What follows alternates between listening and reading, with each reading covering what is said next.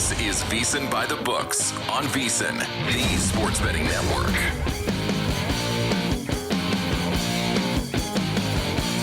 Hello, friends. Day 2 of Augusta National. It's our Friday here at VSiN By The Books. I am Dave Ross here at Circus Sports, fabulous Las Vegas, Nevada. Look at that shirt. Jensen Lewis, our closer, back home in the land, Cleveland, Ohio. So what do we got there? We got, obviously, we're going with the Masters motif for day 2. That is pretty badass. It says Cleveland, and then on the underneath, what do we got? Yeah, so it's our great friends at GV Artwork, one of the top T-shirt companies here in town. And so this was years ago. I can't remember how old this shirt is, but at any rate, it is, if you remember, how the United States, with the golf, the whole flagpole, down to where the hole is, which is Augusta, Georgia. Well, they just did it with the state of Ohio, and then they put it right where Cleveland is in the state of Ohio. So. That's pretty sweet. I told you you'd have a good one, and so this is one of my 3 green shirts that I think what do you have 2? So I have 2, and as Savannah said, she said, "Wait, I thought you only had 1." I only have 2. So this is green shirt number 2. This is the end of the wardrobe line for me. So I'm glad we don't have a third day to cover Augusta here.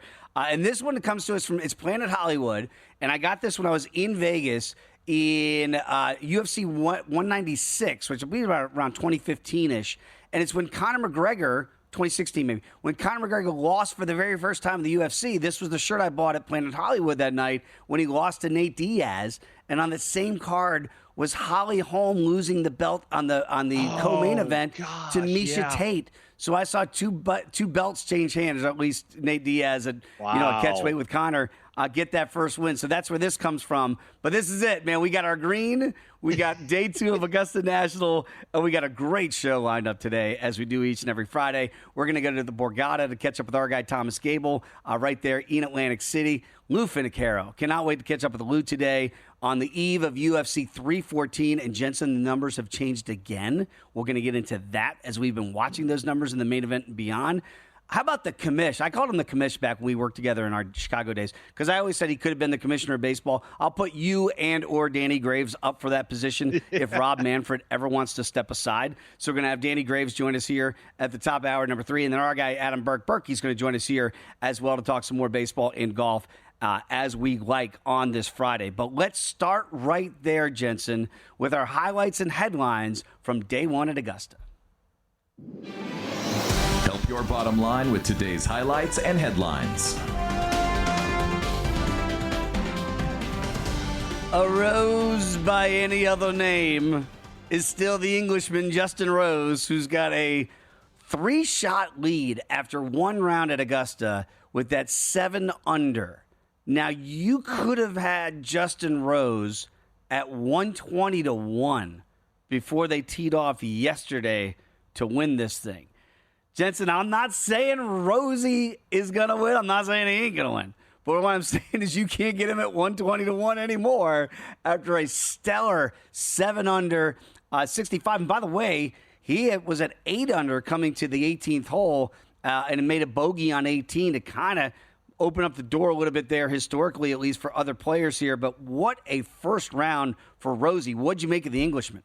Yeah, incredible. By the way, I think it was Ian Baker Finch. The call on 16, he's in full bloom. I mean, there you go. Rosie at 8 under at that point, as you mentioned, and then the bogey on 18. But either way, I think you look at the scorecard, 3 birdies to start, a very clean front 9. I think I texted you and Brandon. I said, Rosie is 5 under at the turn.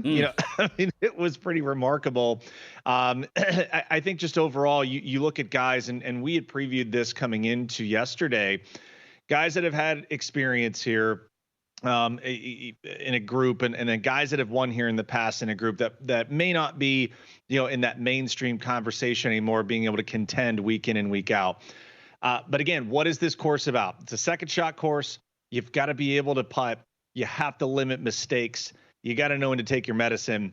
He really didn't have to take any medicine except for the final hole there with a wayward drive. So outside of that, got to be very happy. Now, the question is following it up, right? Because there are footsteps behind him. Oh, boy. I think we all thought with Scotty Scheffler hitting a 60-foot plus birdie and a 40-foot plus birdie, like, pack it up. If he's hitting that, doesn't matter. See ya. I think this is intriguing now, Dave, and I we're going to jump into a lot of different of the markets and kind of where we are after day one and some actionable spots here. But I think my biggest takeaway for you is it's the guys that are in contention behind. It is tight behind him, and I think that is exactly what we're looking for actionable positions. And if you're watching, if you're listening here, Sirius Channel 158, good morning to you as well. The leaderboard here, it's Rosie now, who's plus 750, by the way, to win this. So again, minus 120, 120 to 1 now. He's plus 750. So look at those numbers with that 3-shot lead. The big Swede, there he is. I got to tell you, the FOMO part that I have is not betting Ludwig when he drifted as high as 25 to 1 behind me at Circa. And we kept charting his number all week. And I was like, why am I not hopping in it? The form we talked about, normally you have to have form coming here. He did not have good form coming in. This is only his second time around the track. Think about it. He's played 5 official rounds now, 4 last year and 1 this year. And he was a second-place finish last year. And here he is again in second place to begin round 2 today, the big Swede, with Corey Connors. And we'll get to our favorite bets that we had after coming into the week and where we stand now. But you and I have been talking about Corey, low Canadian, and so far looks really good at 4 under par here. Scotty Scheffler, there he is at 4 under, the elephant in the room. And again, you mentioned the 2 bombs that he had. He's now made a birdie on every single hole at Augusta National. 4 was the only hole he had not birdied in his short career here at Augusta, and he made a 60-footer on 4, and I was like, oh, you got to be kidding me. Like, Scotty's doing that. You could kind of pack it up. And by the way, his number's been shorted. He's down at 2 to 1 in some spots, 250. So, if you had him before 450, maybe, I don't know if you had any 5 to 1s out there before. That's already been cut in half. So, again, not leading the tournament, but certainly the consensus here to get it done in the odds board here is Scotty Scheffler sitting there at 3 shots back. Bryson DeChambeau kind of all over the place a little bit. And yet, at the end of the day, Live Golf, he's there at 3 under par with another one of his guys, Tyrrell Hatton, another Live golfer. We talked about those guys and the impact they would have. The fiery Englishman there in Hatton, he's there at 3 under par. And how about your guy, Akshay Bhatia?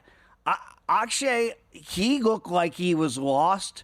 And 2 over, 3 over? And we'll get to Rory McIlroy. That's the other elephant in the room as the show goes on. And Akshay with 5 birdies in his last 6 holes to spin that round around, and now he's a top 10 guy at 2 under par.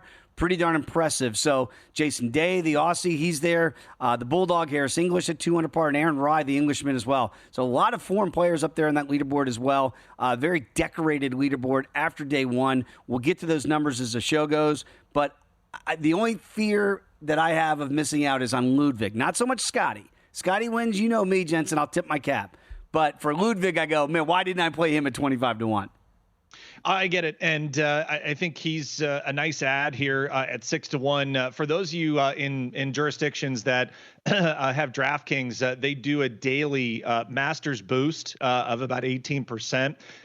So if you wanted to jump in and use that token, if you will, on some of these markets, I have kind of put together. I know I had a favorite, a value, and a dark horse for some of these markets headed in the tournament. I did build one after seeing where the odds were last night, so we'll obviously have time to jump into that later. By the way, I have to say this before we jump into our next headline. Got a tweet from Jim Campbell. How about this one, DR? Greetings from 33,000 feet. Headed to Arizona for a golf weekend with the boys, funded by the NBA Prop Analyzer, and streaming the show over the Wi-Fi. This will get me through the flight. Let's go, Jim. Let's go, baby. Fly those friendly skies. Enjoy that trip out there playing a little golf in Arizona. That makes our day here to begin VSiN By The Books. Speaking of days made, how about this one? Yeah, you are looking live at the GOAT, the Godfather, our guy, Brent Musburger, awarded to the NFL Hall of Fame via the 2025 Pete Rozelle Radio and Television Award.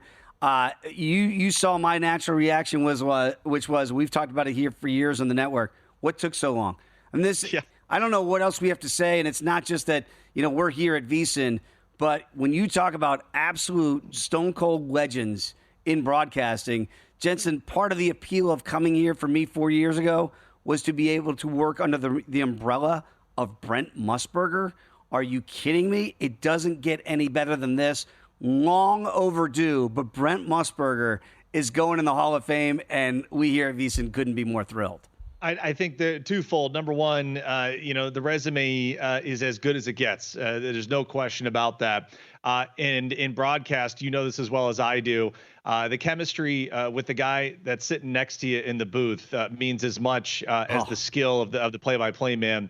How neat to get that call from fellow Hall of Famer and longtime broadcast partner Dick Vermeil. I mean, it's so unique, right? And you become family because you're there every single day. You're there, on the ground and in the commercial breaks. And, back then you think about the lack of technology comparatively to where he was at times now up, doing games with Kirk Herbstreit towards the end of the career. And just unique to see the lineage and so many lives that he touched from the microphone. So again, mile high salute to Brent. An exciting piece of news that we got yesterday on Follow the Money with Mitch and Paulie. And as you said, what took him so long, man? I can't wait to get to Canton and be able to see the bust there for Brent Musburger. I mean, one of my absolute thrills was doing shows with Brent here. And one time I told him, and my mom and dad, I know they're listening back home in Virginia Beach. They know this for me as a kid.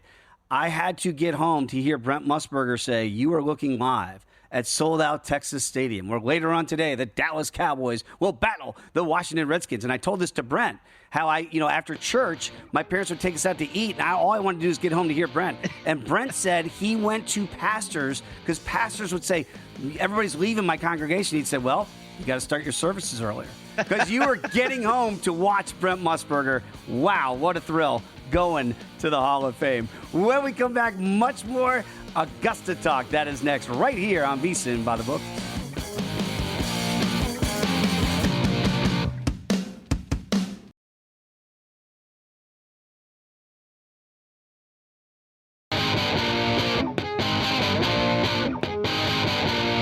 You're tuned in to VSiN By The Books, right here on VSiN.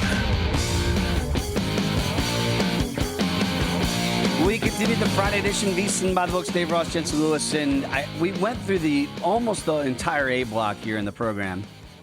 I barely mentioned Rory McIlroy. That's okay. Right? I mean, it is literally the elephant in the room here that Rory McIlroy was just driving the eyes out of Augusta yesterday. Total control, 4 under par. Looks like he's got the par 5 15th ahead of him. And then, really, I don't want to say easy holes in 16 and 17, but certainly they can be birdie holes. 18's tough, as we know. And inexplicably makes a double on 15 and then makes a double on 17, which is arguably the worst of the two doubles, and goes from 4 under par to even par. And you look at him on the odds board, and he drifts to 12-1. Remember, he's 650, so you double that, just about double it here. I'm seeing Circa, you can get him at 1450 here. And Jensen, I said it yesterday, and I said it all week with you. I understand why everybody was on Rory this week. I do. I totally get it. And yet I couldn't bring myself to make a bet on the guy. And then I watched 15, and I go, well, there it is. Like there's the one inexplicable shot from back of the green. I mean, it's a majestic iron into the par 5. It's I don't want to say it's an easy shot, but it's not a shot you hit into the water from behind the green. And it releases too far past the pin, and everybody knows it's going to funnel right to Race Creek. And that starts the beginning of the end. Before we get to some of these wild scorecards that we saw, and Rory's was not wild. It was up till the 15th hole. It was domination. No mistakes. He looked like Scotty Scheffler. Looked like I look at Scotty as the Iceman in our Top Gun equation of no mistakes. He doesn't make mistakes. And right. Then Rory as Maverick makes those mistakes that you should not make, right? I don't know why he's 12-1. I think he should be 30-1. Is that number too short for you to bet Rory at even par now? Yeah, it is. And I honestly, I was looking through my notes here to see, I didn't write him down, period, for an outright ad, a top 5 ad, or a top 10 ad. I just, you look at course history for him, and that notwithstanding, I know I sent to you guys yesterday, 18 of the last 19 Masters, the winner has been within 4 shots of the lead. And so you look at Justin Rose, Scotty Scheffler, Corey Connors, Ludwig Oberg, Tyrrell Hatton, and Bryson DeChambeau. That would be the list. That's the end of the list. Now, That's 18 of the last 19. So we've had an outlier. Is Rory McIlroy the guy that can puncture that trend and find his way, into contention? I don't think he's got to go massively low today. If you are wanting to jump in right now, like let's say he's 4 under today. Okay, let's say that's his round. Then he's back in the mix. Okay, so let's say he's 4 under. Traditionally, we've seen Justin Rose kind of regress. Now he could shoot even par, and he's probably still fine. I think we're assuming that Scotty is going to get his. Oberg looked really good. DeChambeau closed pretty well. So again, it could tighten at the top. But then, if you're looking at Rory, at least 3 or 4 shots back, now all of a sudden for moving day on Saturday, you feel like, okay, now he's back. I don't want the control room to get upset. I'm just going to throw you for a bit of a curveball here. If we could please have the sound of Rory McIlroy talking exactly what you were. Oh, no. There is no sound from Rory McIlroy because he didn't talk to the media. Oh, boy. He did it again. He did it again. So we're right back to square one with these guys. By the way, Colin Morikawa, who is also one of the Savannah says not funny.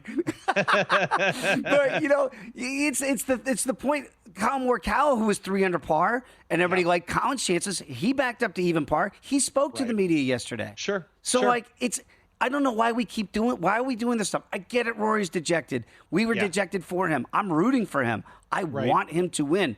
But he did it again. And I even mentioned it to you in the media room. There was something about Colin and Rory that I listened and I went, man, I can't bring myself to bet on these guys because there's something going on. I don't know if it's a chip in the shoulder or what's happening there. But I think it gets those guys a little bit too tight. So you talking about our favorite bets and our most disappointing. I still like my Morikawa at 18-1. And I do. My favorite probably of the tournament is him top 10 at plus $1.25. That's probably my favorite.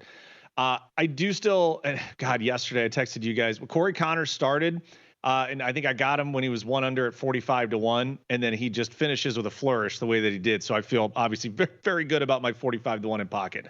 Hideki not getting the birdie on 18 to get himself back to even par.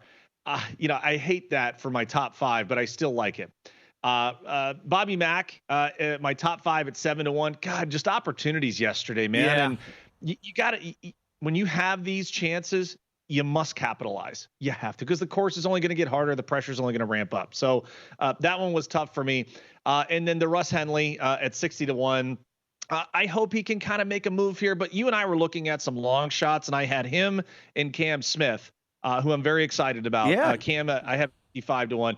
But I thought Russ, from a consistency standpoint, Dave, man, we've seen him just methodical, right? Yes. And yesterday, a bit disappointing. Kind of expected a bit more from Russ Henley yesterday. One of my boys back home, Jesse Meyer, he and I were giving advice to another one of our boys that's in a golf league, and we were like, we really like Russell Henley this week. Kind of like Russell Henley every week. I'm with you. I didn't have any tickets on it, but I was disappointed in the way the Bulldog played there in Georgia, a local guy there. So I'm with you on that. Bobby McIntyre, a little bit disappointing with his round yesterday. Don't know that he's dead for that ticket yet, but it would take 3 sensational rounds for him to get back in that top 5 mix for you. I was obviously, my favorite play was Corey Connors. I said it coming into the tournament. It was my favorite bet of the week was low Canadian. And I got to be honest with you, I might be able to wrap that one up today because the other 3 Canadians might miss the cut. Yes. So looking back on it, Will Hill, we're going to have him on Monday. The name of his podcast is Should Have Bet More. That's the way I feel about that bet. Cameron Davis for top 20. Now, he finished terribly. He's at 2 over par right now, but he was 1 under after 15.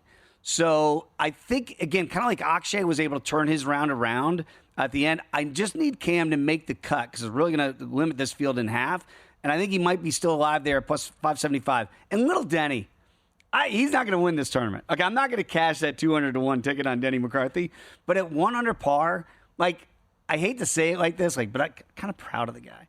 Because it's like the golf course is too big for Denny, but he just played his ball. He had 1 disappointing bogey coming in, but pretty much besides that, I might look to Denny McCarthy live for a top 10 because he really gutted it out yesterday. Not the longest guy off the tee, that's for sure. This is a longer golf course. So I'm kind of happy with him that maybe at 1 under par. If he has another couple good days, you never know, could surprise and maybe monetize a ticket.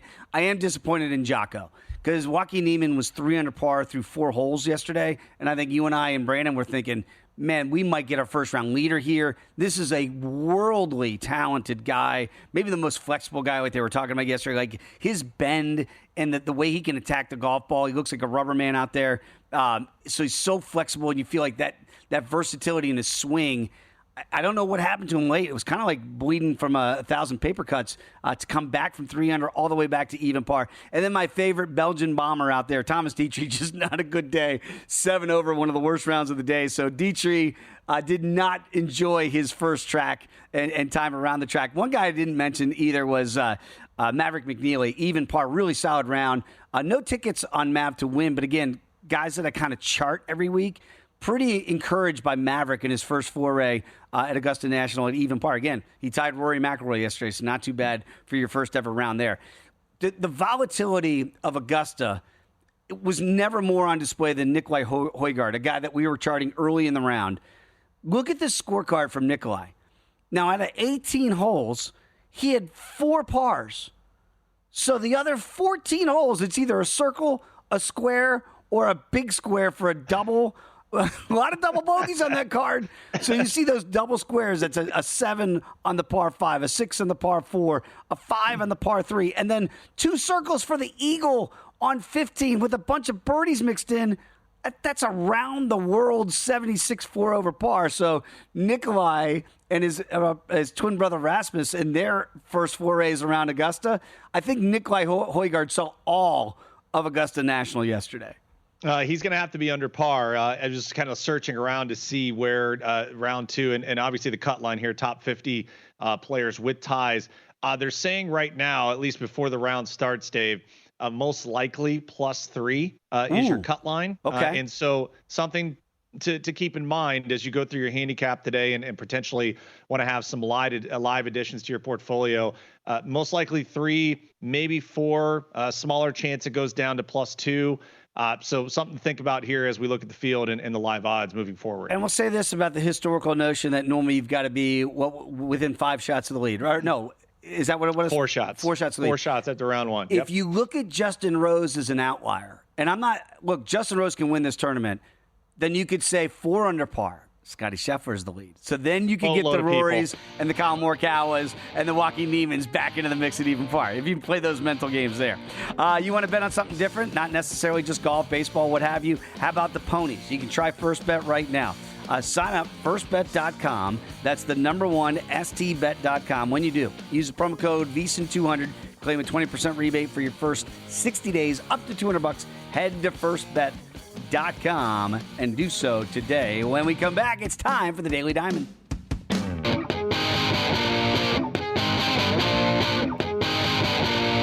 You're tuned in to VSiN By The Books, right here on VSiN.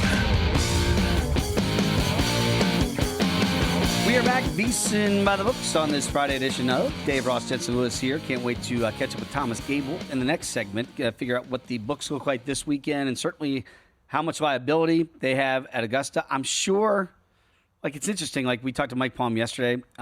Maybe Scotty Scheffler wouldn't be the worst thing for them. Certain players that you think there would be liability on, I wonder if that was good news for the books yesterday when Rory McIlroy decided to chip it off the green somehow on 15 and make double bogey. So we'll catch up with Thomas there. But a lot of baseball action, obviously, for the weekend and for today and a Friday. So without further ado, it is time for the Daily Diamond.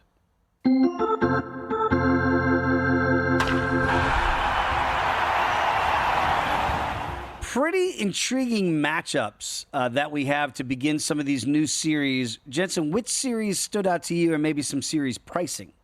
All right. So, again, if you have DraftKings, they have a promo out for this weekend. It is a to win the series boost. So 33% profit boost. So it kind of caught my eye here to take a look and see if there's some actionable spots with those series beginning tonight.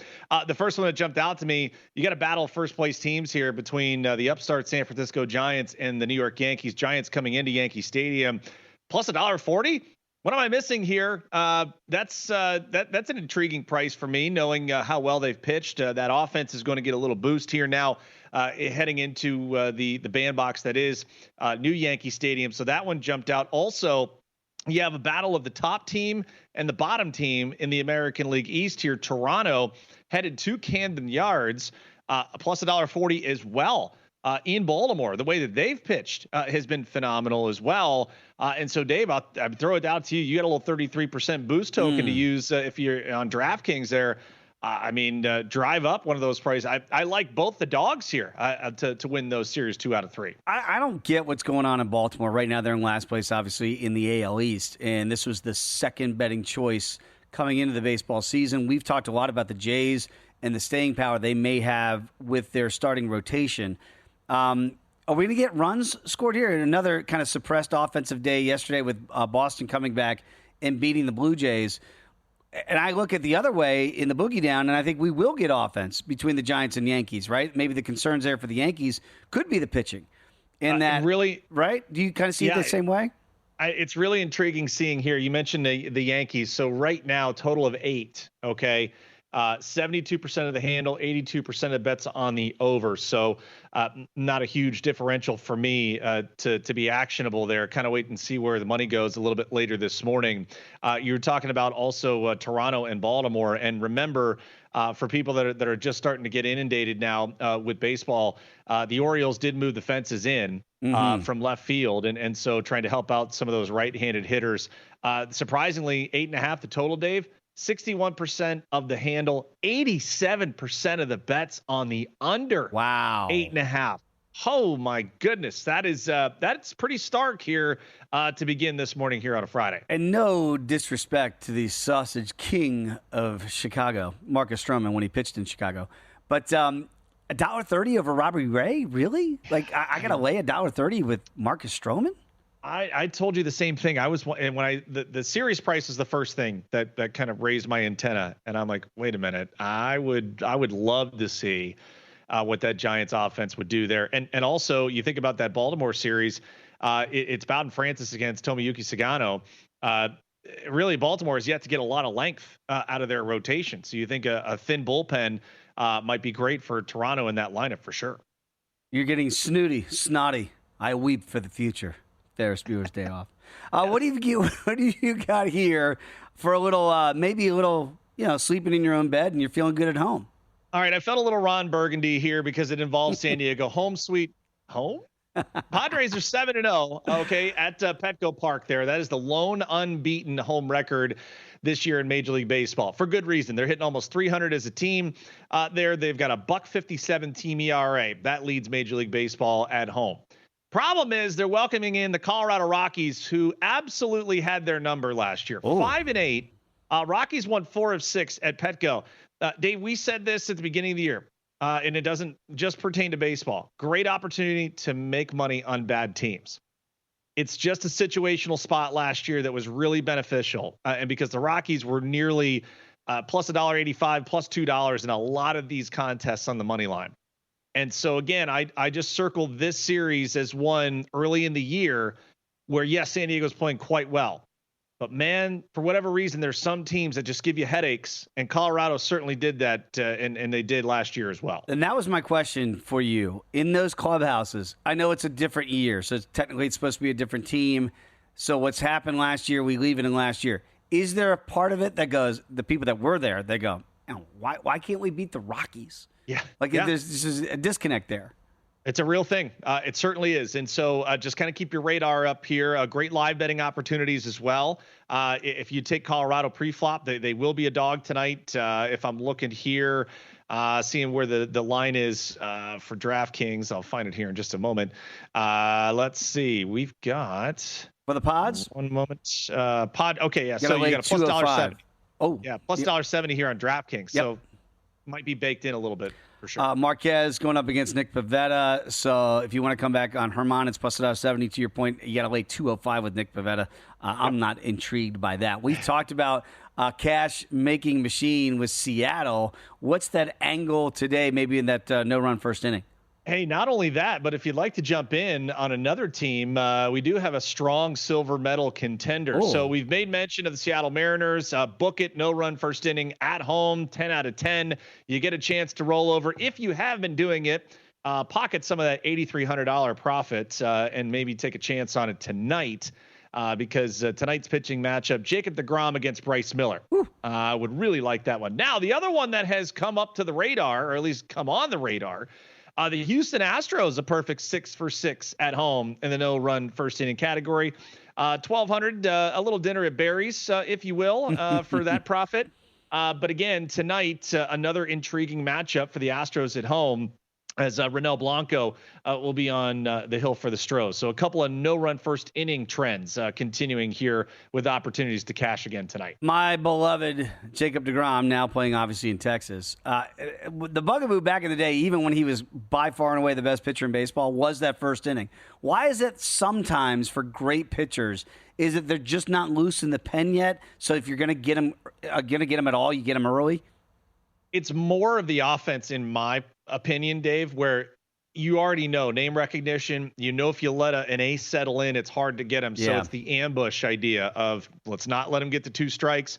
Let's try and get that first good fastball. So a lot of these guys are not looking to quote unquote pitch backwards, which they would do around, second time around the lineup. So more so the offense being hyper aggressive there in the first inning.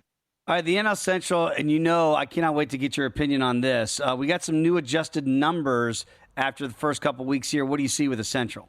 Yeah, okay, so you look at the differentials, all right, between divisions, and right now the American League East, top to bottom, 2.5 game difference. That was entering last night and also now this morning. The Central in the National League is 3 games difference between the Cubs at the top and the Pirates at the bottom. And so another intriguing market here, most regular season wins by the end of April, just within the National League Central. So whatever those records are, whoever has the most regular season wins by the end of the month. Now, if you look at where the wins are here, it's not a large separation here. We wish that our Reds would have done a lot better about cleaning up some of those wins they should have. So the Cubs have 9. The Brewers have 7, and then everyone else has 5. Okay, Reds, Cardinals, and Pirates all have 5. So I think that's kind of fascinating to look at where those odds are. Like the Reds at 9-1, if they were able to clean up and get some of those games across the line, and you're right there. So potentially a buy low opportunity there. I don't know if the Pirates will be in this conversation. I don't know if they have enough offense. The Cardinals have kind of shown flashes here, but I just thought it was an intriguing market for people that want to differentiate a little bit. I hopped on Bet on Chicago yesterday with our good pal Mike Palm, and Mike asked me surprising teams so far, and one of them I mentioned were the Cubs. After that 0-2 start, to have 9 wins already, I think they got to feel pretty darn good about where they stand, right, Jensen? When you start off on the bad foot, you lose 3 of the first 4. You split that tough opening series with Arizona, and then you look up, you get that sweep against the A's. That really helped. But at 9-6, they got to feel pretty good about themselves, don't they? Oh, I would say not only that, but think about where the offense is. 96 runs for the Chicago Cubs, far and away the most. And that's, I know they played a couple of early games with the Dodgers, but plus 28 in the run differential already. That, I believe, does lead Major League Baseball. Yankees are second at plus 23. They're mashing there, Wave 1 Avenue. Get ready. A lot of balls coming your way. Check it out. If you haven't done so, you wake up and you check out VSiN.com. You should do it. Make it part of your daily routine. You're going to check out the Masters first round recap and some actionable spots for round 2 in those picks. Hoops Peterson, also Baseball Peterson. So he's got your Major League Baseball best bets. Lou Finicaro, who's coming on this program today. Can't wait to catch up with Lou. Get all of his UFC 314 picks. How about Steve Mackinnon? You want analytics? He's got it for you in the NBA. Zach Cohen's got his best bets in the association. And also Adam Burke's going to be on this program as well with his Major League Baseball picks. It's a summer special. It's right now through August 1st for just $59 when you go to VSiN.com/subscribe.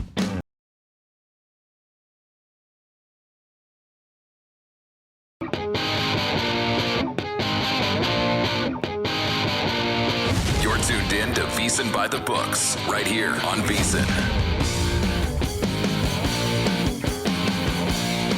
We are back, VSiN By The Books, on this Friday edition. Keep rolling on. Cannot wait for round number 2. It's going to start pretty darn soon here at Augusta National there. So get those bets in if you haven't made them so far. I wonder, Jensen, where the bets are coming at the Borgata. And for that, we go to our good friend Thomas Gable. You can follow him on X, as I do, at Gable Sports. Joins us here in the Progressive Guest Line. Thomas, great to catch up with you each and every Friday. Jensen and I are talking a lot of golf this week. It's a good excuse for us to talk golf. What about the books? Are they talking about golf? Are they watching golf? Are they betting golf there at the Borgata? 100%. I mean, this is the golf week of the year for everybody, pretty much. I mean, it's like the Super Bowl of golf because you have this Masters pool, unlike any of the other tournaments through the year, even the other majors. This one is up throughout almost the entire year. It's up for such a long time, so you're constantly taking action on. So by far, you write the most on this tournament than you do any other tournament of the year. I mean, typically, in a normal tour week, right, you put up the outright winner market, late Monday for a tournament that begins that Thursday. So you're only taking a couple days worth of handle there. Conversely, this Masters tournament every year, you have up the outright winner pool for 9, 10 months of the year. And you're adjusting odds as you go throughout the year. And the people who bet are serious about betting golf, probably like you guys. I mean, you are probably looking at that odds board on the Masters throughout the year and trying to build positions on guys that the prices aren't going to be there come Masters week. So, you can get better prices on guys throughout the year than you can necessarily coming into this week. So and then for us, I mean, this week it's all about not only the matchups, but the amount of props that you throw up on this tournament is so much greater than a typical week. I mean, we probably had, 8 to 9 different hole-in-one props available. So it's a lot of fun because this is really where the focus all goes after the NCAA tournament's over. It's the Masters every year traditionally starts, and that's where the focus goes for the betting market. And people do get excited about it. People who don't bet golf week to week, they're still betting into these markets this week, and that's what makes it fun. TG, we asked Mike Palm here at Circa yesterday about not only just after day one, but the live betting now round to round. Will you guys see more of an influx today, or will you guys see more on moving day once the cut is made after round 2 is complete? Well, overall, live betting for this tournament is massive. So it will probably come close to exceeding what you write pre-tournament. That's just how much action you take live. But in terms of day-to-day, I think yesterday you write a decent amount. Today, certainly. Tomorrow, after the cut is made, that's really – you could also write a lot on Saturday.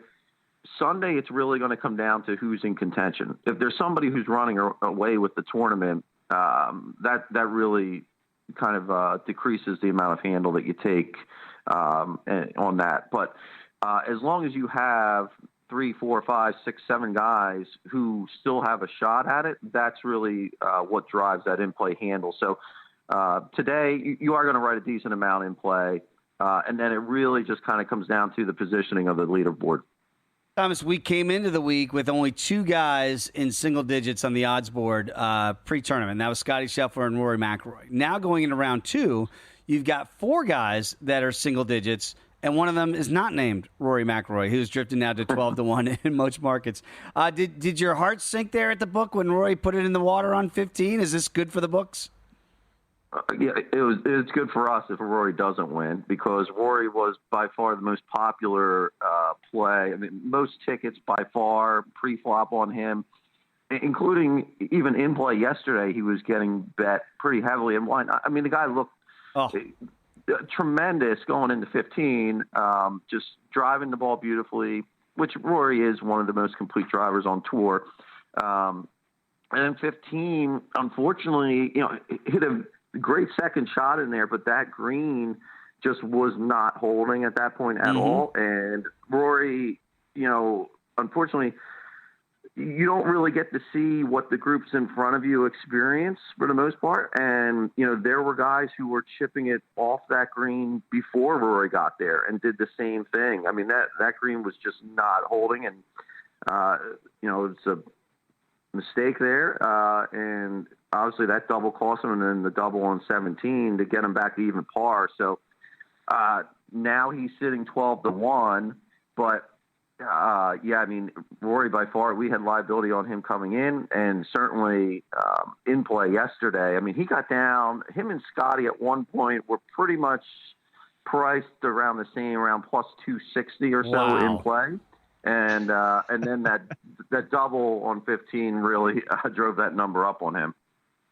TG, there's a couple of other guys in contention here, and we know some of the history. 18 of the last 19 Masters, the winner has been within 4 shots of the lead, and so that brings it down, if you can keep Justin Rose in there at -7, basically down to 6 guys. A couple in there that I'd love your thoughts on. Of course, Ludwig Oberg, the big Swede, Bryson DeChambeau, who actually closed quite well. And then Corey Connors, a guy that both Dave and I have tickets on in some sort of fashion. I did add Connors live yesterday at 45-1 when he was 1 under. Of those guys, where do you guys stand with tickets on the big Swede, Bryson, and Corey Connors? Yeah, Connors is probably the best case scenario out of those guys for us. He's currently 16-1 right now. That you can get him, and didn't have a ton written on him before the tournament started, so he would be a great result for us if he could come out there as a Canadian and win it, and following his Mike Weir's footsteps maybe. But Oberg and DeChambeau, both popular pre-flop. Little bit better position on Oberg. We win a little bit more to him. DeChambeau pretty much were break even with him. Bryson's popular play always in the majors, even though he is on live, he still gets a lot of attention from bettors. And then even with Rose, listen, this guy knows this golf tournament. He knows the golf course very well. He's tied for second there twice in 2015, 2017. I actually was in the gallery when he won his one and only major at Marion in 2013, the U.S. Open. So, he's a crafty veteran. He knows the layout. He has experience there, and I think Rose is going to kind of stay up there and stay in contention. But obviously, all eyes are going to be on Scheffler at this point, and if he can catch Rose here, possibly even today,